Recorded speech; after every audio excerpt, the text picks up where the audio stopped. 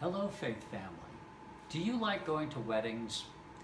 In the gospel lesson for the 19th Sunday in Pentecost, Jesus tells the story of a great king who is giving a wedding banquet for his son. And the king invites all of the nobles in the land, and these guys don't want to come. So the king does what every good absolute monarch can do in times like that. He has them all massacred. And then he invites everybody else. In verse 10 of Matthew 22, it says he invites the good as well as the bad. Everybody is welcome to come to the wedding. Although one guy does show up and he's not really properly attired, so the king has him chucked out. Now, I really love officiating weddings. I do. And I have been asked to officiate some really elegant weddings at some swanky locations sometimes. And yeah, I'll admit, some couples could put a down payment on a house for the money they blow on a wedding.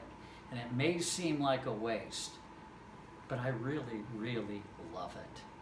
And you know why? It's because a wedding is one of the few times in America that we have a sense of occasion, that people always come looking their best. Because face it, most of the time we're a nation of slobs. I've even seen people come to a funeral in jeans and cutoffs. But a wedding is different. Everybody dresses up and brings their best self to a wedding. Figure, you're being asked to honor the host, and the host is inviting you into their love and into their joy. And there's probably going to be a pretty good meal too, and an open bar, and a party that you can dance the night away. And why wouldn't you want to? Because it's all about love and hope and a future and a new family being formed and a happily ever after. Why wouldn't you want to bring your best self to that? See, I think this story Jesus tells, he's reminding us that our King is inviting us all to the banquet, to a party. In our psalm this week, we are told that he has prepared a table for us, even in the presence of our enemies, like COVID-19 and global warming and injustice and civil unrest. God's invited us to the party. And decency says that we should be bringing our best selves, because we're being treated to a wonderful world that's still beautiful and still has beautiful people in it, into God's church that gives us the gospel, that gives us the sacraments, that gives us fellowship and comfort and beautiful music.